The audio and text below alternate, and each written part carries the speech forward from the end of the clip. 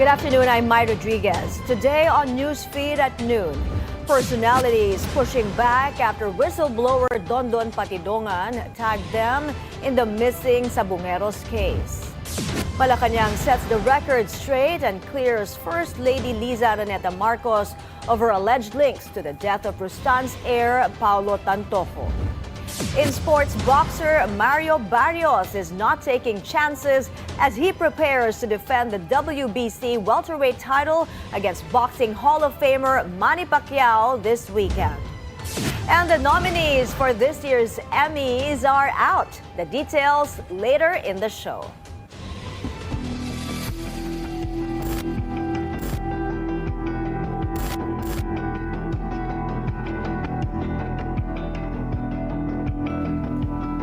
The latest name dragged into the case of missing sabungeros, Ako Bisaya Party List Representative Sonny Lagon speaks out.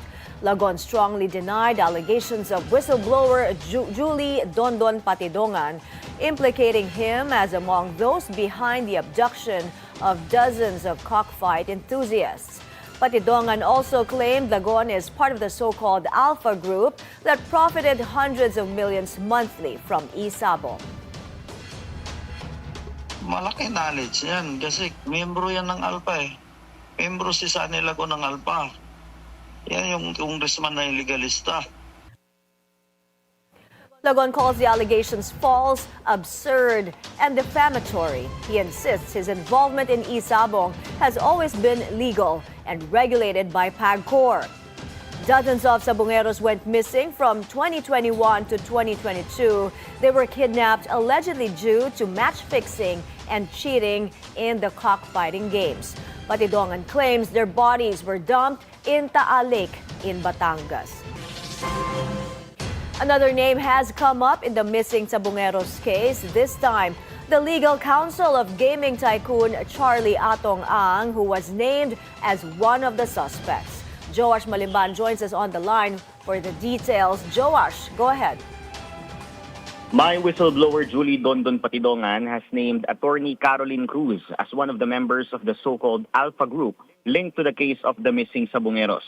Attorney Cruz currently serves as one of the legal counsel of gambling tycoon Atong Ang in a complaint affidavit filed against Patidongan and businessman Alan Bantiles, also known as Brown. She also holds the position of Executive Director of Pitmaster Foundation Philippines. Patidongan claims that Attorney Cruz was among the individuals who allegedly agreed to plan to abduct and kill the missing cockfight enthusiasts. A similar revelation was made by Patidongan yesterday, this time naming Ako Bisaya Party List Representative Sonny Lagon. Lagon has since released a statement denying the allegations. We have sought Attorney Cruz's comment on the matter but have yet to receive a response. Patidongan adds that he plans to name more members of the Alpha Group as investigations progress. Mai. Joash, who has Patidongan named so far as alleged members of the Alpha Group at ilan ba talaga ang mga miyembro nito? According to Patidongan, members of the Alpha Group would reach at least 20 members. Aside from Lagon and Cruz, Patidongan has initially named Atong Ang and celebrity Gretchen Barreto as part of the group, both of which also denied involvement in the missing sabungeros case. Mai. All right, thank you for that report, Joash Malimban. In other news, Malacañang debunked reports linking First Lady Liza Araneta Marcos to the death of Rustan's heir, Paolo Tantoco. The palace clarified that Tantoco was not part of the First Lady's official entourage and that Mrs. Marcos did not stay at the hotel where he died. Though Tantoco's widow, Dina, who is Malacañang Deputy Social Secretary, is part of the First Lady's entourage. The palace adds the First Lady had separate activities on March 8th, where the businessman was found dead in the Beverly Hilton Hotel in Beverly Hills. Nakakalungkot dahil yung mga pribadong tao na nagluluksa ay nadadamay sa pamumulitika.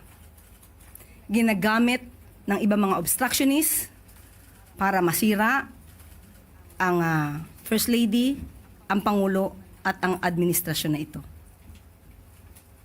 Nakakahiya ang kanilang mga ginagawa. Unang-una, si Mr. Paolo Tantoco ay hindi po kasama sa official entourage. ni FL o ni First Lady ng unang ginang. Nakakahiya dahil gumawa sila ng peking police report. Naturingan journalist, mga dating spokespersons, hindi marunong mag-imbestiga ng sarili. Hindi sila nagiging journalist, kundi nagiging propagandista ng kanilang mga sinusulong na interes. The investigation into Tantoco's accidental death due to cocaine effects remains deferred pending further review. In transport news, after years of sitting idle, one of the 48 Dalian trains is now up and running along the MRT3. President Bongbong Marcos also shared some good news for senior citizens and PWDs at a train station event. Let's get more details from Ivy Reyes. Ivy.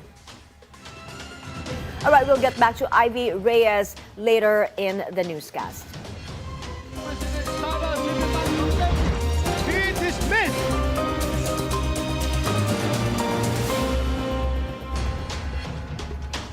PDP Laban is asking the Senate Impeachment Court to dismiss what it calls the unconstitutional impeachment of Vice President Sara Duterte. PDP Laban spokesperson Ferdinand Topacio says the Senate should dismiss the trial outright because they have no jurisdiction for it. Meanwhile, an SWS survey found that about 66% of Filipinos want VP Sara to face trial and answer allegations of corruption linked to her office's use of confidential funds. The latest to weigh in on the issue is Senator Raffy Tulfo, who says going to trial is best for the Vice President if she wants to prove her innocence. Ayoko ma-dismiss. Gusto ko talaga magkaroon ng trial para ma-prove niya sa kanyang sarili yung kanyang sinasabing innocent siya. Give her a chance. Give her the day in court. Kasi kung ma-dismiss lang, so paano na yung mga allegations against her? Maraming mga allegations di ba? O, paano niyo mapuprove yun? Paano niyo masasabi sa taong bayan na inosente siya, na lahat yan ay puro katang-isip lamang kung hindi tayo magkaroon ng trial? Senator Ping Lacson filed the Parents Welfare Act of 2025 for the benefit of elderly Filipinos left without care and support. Under the bill, failure to care for elderly parents will be considered a criminal offense with punishment of up to 6 months in prison or a 100,000 peso fine. The senator also seeks to build old age homes in every province and highly urbanized cities. Lacson previously filed a similar bill in 2019. Authorities are now cracking down on influencers promoting illegal online gambling.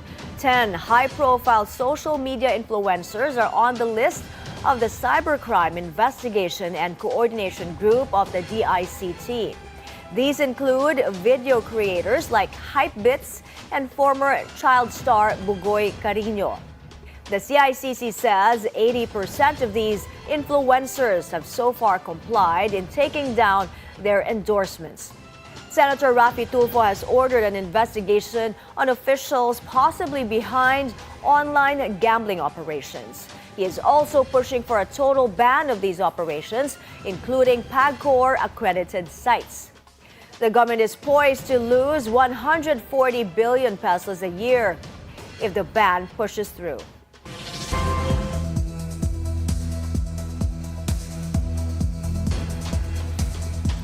Dramatic footage of the severe flooding in New Jersey. Footage from an eyewitness shows heavily flooded roads and water flowing into a bus in the town of Guttenberg. New Jersey is already under a state of emergency. At least 2 people have died due to the floods caused by severe storms. Travel in airports, highways, and railways also disrupted. God willing, there's no more fatalities that we don't know about. We'll have a better sense of the damages over the next 48 hours, and we'll make sure we keep folks posted. But please keep the families of those loved ones in your prayers, of those who lost their lives, as well as folks who may be displaced from homes. From New Jersey, we head to Los Angeles as the Pentagon is pulling out half of the 4,000 National Guard troops deployed to quell protests against ICE raids in the city. U.S. Defense Secretary Pete Hegseth cites the mission success for the withdrawal. But Mayor Karen Bass says the National Guard's presence was never needed in the first place. She also condemns the immigration sweeps and calls for the withdrawal of the remaining 2,000 National Guard troops and 700 Marines in LA. I am hoping that this is the beginning of a complete withdrawal of all National Guard troops and of all Marines. Our soldiers are trained to fight to kill foreign enemies in foreign lands. There was never a need for them here before, and there isn't a need for them now. Some royal news now as Britain's King Charles welcomed the Indian national cricket teams to the gardens of Clarence House in London. The meeting comes a day after the Indian men's team bowed to England in a match at the Lord's Cricket Ground on Monday. The Indian women's team, on the other hand, claimed their first T20 International Series victory against England. Coming up, reigning WBC welterweight champ Mario Barrios getting ready to rumble against boxing Hall-of-Famer Manny Pacquiao. That story and more when Newsfeed at Noon returns.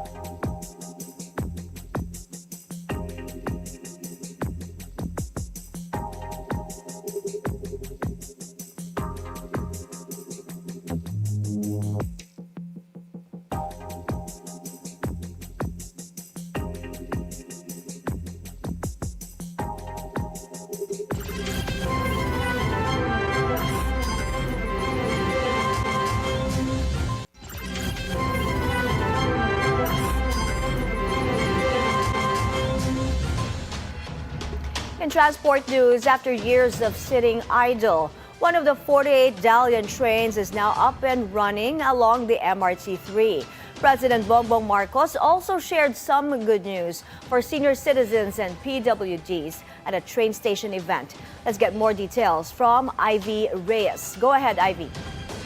The 48 unused Dalian trains purchased by the government in 2014 will soon go up and running. This morning, President Bongbong Marcos announced that after 10 years, one of the 48 trains can now function in the MRT3 rail line. As of now, 6 more are under repair, while the remaining 39 trains are under testing. Last month, Transport Secretary Vince Dizon asked Sumitomo Corporation, the maintenance provider of MRT3, to fast-track the testing of the trains because they have never been used since 2014. For everyone's information, the Dalian trains reduced the time intervals in between stations by 2.5 minutes. At MRT3 Santolan Station, the president also rolled out a 50% discount for senior citizens and persons with disabilities. From our interviews with senior citizens, most of them commend the president's move to impose what for them is a huge difference. According to most, since individuals over 60 are retirees, this makes them save and a lot for other immediate needs such as medicine. This launch is in time for the administration's observance of the 47th National Disability Week starting tomorrow, July 17, until July 23. Meanwhile, in an ambush interview with Secretary Another TNV's driver of the ride-hailing app InDrive is suspended for 90 days for reportedly threatening the passenger with a bladed weapon. Mai. Thank you for that report, Ivy Reyes. In sports now, boxer Mario Barrios is gearing up for the biggest fight of his career against Hall-of-Famer Manny Pacquiao. The 30-year-old Mexican-American champion will put his WBC welterweight title on the line against boxing's only 8th-division world champ this Sunday, July 20th, Philippine time. There is a 16-year age gap between the two. The 46-year-old Pacquiao is making his return to the ring since losing to Cuba's Yordenis Ugas in 2021. In an interview with Abante Sports Now, Barrios says he is expecting a tough showdown ahead despite the People's Champ coming off a 4-year layoff. I think for a lot of people, taking time away from boxing, it can do something, like ring rust. It might have a negative effect. But I think in this case, Pacquiao is going to come back, very rested. He said it himself. He gave him, his body that times, to reset, especially, at his age. So yeah, I'm expecting, like I said, I'm expecting a sharp, a fast, a very explosive Manny Pacquiao. Fight night takes place at the MGM Grand Garden Arena in Las Vegas, Nevada. From the boxing ring to the hard court, rain or shine, making big moves ahead of the next conference by acquiring 4-time champion Stanley Pringle. ROS announced Pringle's arrival on their official social media accounts on Tuesday. The former best player of the conference is joining the Elasto Painters on a 2-year deal as a free agent signing. The 2014 top overall pick played 11 games in the Philippine Cup for the Terra Firma Jeep. Pringle averaged 13 points, over 3 rebounds, and 2.8 assists per game. Rain or shine fell short in the All-Filipino Conference, losing to the TNT Tropang 5G in a 6-game semifinal series. Speaking of TNT, the Tropang 5G and the San Miguel Beermen resumed their rivalry tonight in Game 2 of the Philippine Cup Finals. The Grand Slam-seeking Tropang 5G are looking to double up their advantage against the Beermen later at 7:30 p.m. at the Smart Araneta Coliseum. TNT drew first blood in the championship series after escaping SMB in a controversial Game 1 last Sunday. A contentious basket interference call on San Miguel's Mo Tautua shot late in the endgame stole the show that allowed TNT to win and gain the series lead 1-0. The Emmy nominations for Best Comedy, Drama, and Anthology Series have been announced. Notable nominations include psychological thriller Severance, leading with 27 noms for Best Drama alongside Star Wars series Andor and HBO's The Last of Us. Meanwhile, Best Comedy features some defending champions, Hacks and The Bear. Hollywood satire The Studio tied the record for comedy series nominations with 23 set last year by The Bear. And crime drama The Penguin, starring one of Batman's iconic villains, leads the anthology category with 24 nominations, competing with hit series Black Mirror and Adolescence, among others. Keep your eyes peeled for the winning announcements on September 14. Jungkook is back on Instagram and we're here for it. The BTS star just launched a new account under the username MNI Jungkook, now following all 7 members and the group's official account. Although he hasn't posted anything for now, he's already gained nearly 6 million followers, including fellow members RM, J-Hope, and V. Jungkook deleted his first Instagram account in 2023. As he recently completed his military service with Jimin, BTS is now preparing for a major comeback in 2026. The Philippines earns 3 nominations at the United Kingdom's 24th Wanderlust Awards. The nominations are for Most Desirable Country, Most Desirable Region for Cebu, and Most Desirable Island for Palawan. The Tourism Department says the nomination is a recognition of the country's natural beauty, culture, and hospitality. Online voting is open to the public. Winners will be announced in November. In 2022, Palawan was named the most desirable island in the world. And those are the news this hour. I'm Mai Rodriguez. Stay with the Billionaire News Channel. Good afternoon.